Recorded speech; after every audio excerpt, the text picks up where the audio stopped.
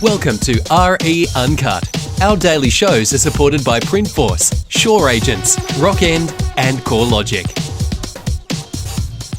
Hello and welcome to the show. My guest this week, Jacob Aldridge, jacobaldridge.com, a great website, and you'll find there an interesting blog section or an interesting section of the website that's devoted to not wasting a good recession.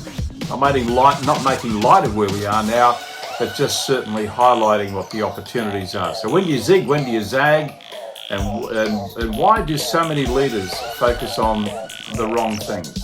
Jacob Aldridge talking with me about that in just a moment. Outsourcing will dramatically improve your productivity and profitability. Sure Agents have created a staffing solution to provide great staff who can perform duties in property management, sales, marketing and administration, and at a fraction of the cost, giving you and the team more time to spend on the dollar productive tasks. With rising costs and slowing revenue, the focus must be on value for money. Check it out, sureagents.com. Jacob Aldridge with me this week, jacobaldridge.com. You get more information about him at that website. Jacob, when to zig, when to zag. Why do so many leaders get it wrong? We're all humans, and that means that whether we like it or not, we are driven by a lot of emotional decisions, that gut feel, our feelings. I know I've spent a lot of time working in and around some great accounting practices, and they don't necessarily like that F word. But right now, I think we can all agree that so many decisions in business are being impacted by our feelings. It's always the case, but in a downturn or a recession, it becomes more obvious. And we can bounce too far. So yes, when times are good, we can get a bit greedy. And right now, there are a lot of business owners who are, and I'm among them, fearful, uncertain, worried, maybe even starting to get a little bit depressed. I've spoken to some business owners who have seen millions of dollars of forward orders walk out the door. It is natural and normal to be feeling those feelings. What we need to be careful of, especially as leaders who have responsibilities to our teams, to our clients, to our families, we need to be mindful to keep adding the rational side as well, to acknowledge our feelings, but not let them drive the decisions that we know our business needs. Getting involved with too much detail can be a problem too, can't it? I mean, you can get really hung down on the detail.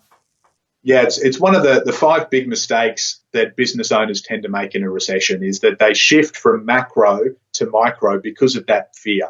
If you think back to your January business plan, and I'm a big fan of saying that most business plans are a complete waste of time actually writing them out. There's value in the planning.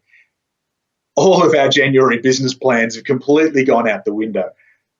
Chances are they were talking about growth, we were going to expand, we were going to grow by this much. And I guarantee for a lot of business owners, the moment the reality of this pandemic set in, the moment they started to see the impact that was going to have on the economy, on both the sales and property management side of the markets, that fear caused them to contract, to go inwards. And the natural tendency then is to go a little bit too far and start looking too much at the small stuff, to focus very short term and very, very small.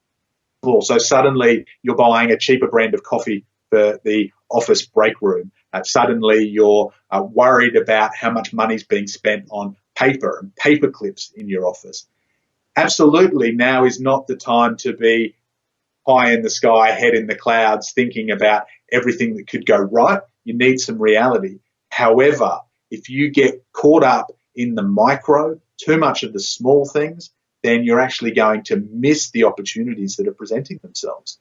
That small stuff that you talk about there, because we're in a totally different environment now. We've got staff working remotely. They're on their own. They don't have that same team environment of coming into an office and getting the buzz from the office. And by the same token, the leader is also remote. So there are a whole different layer of stresses on everyone because our teams are out. They're now exposed to a lot more negativity than they would have been before, and they're absorbing all of that. So the motivation is something that could be at risk here as well. Yeah, and I've got to say, working from home, the quality of the coffee here has gone down enormously. compared to what I might be used to. So I really do need to have a chat to my boss, which is one of the challenges of being self-employed. The communication and the culture is absolutely pivotal. I mean, it's pivotal at any point, but you're right. We as leaders can get caught up in just focusing on some of the detail, the content of what's going on. Have you done that job? Where's the arrears report at? Have you made your calls this week? And so on. Instead of remembering that team need us to lead. They need us to be looking at least 18 months ahead and to do some communication in that space. And this is particularly relevant for any business that has had to let staff go, to either stand them down or possibly to make some redundancies or get rid of some staff. Now, talking to some who I know have gotten rid of staff, they've been looking for an excuse. That's one way to make sure you don't waste a good recession.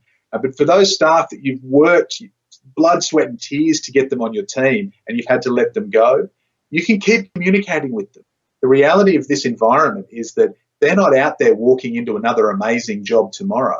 If you can set up, and I'm talking to some businesses that have got LinkedIn groups or Slack groups just for the alumni staff to stay part of the business, others who are just putting a thing in their diary to call them every 2 weeks, to give them an update on where the business is at. Yeah, we're still struggling. Yeah, things are hurting, but we miss you. This is what we're doing so that in 12 months, in 18 months, we're going to be in a position to grow, to start recruiting again. And I'd love to think that you might be part of our future plans. If you're doing that, you're, again, going to be so far ahead of the competition when everything starts picking up again. Yeah, I think that is the message for today, and that is, make sure you continue with that communication, particularly now, especially now, because your teams are remote.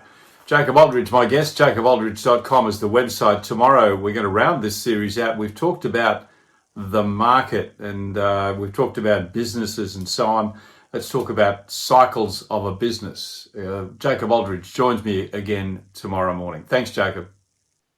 See you then, Kevin. The daily RE Uncut shows are supported by Printforce, Shore Agents, Rock End and CoreLogic. RE Uncut is one of the anchor shows at retplus.com, the home of property.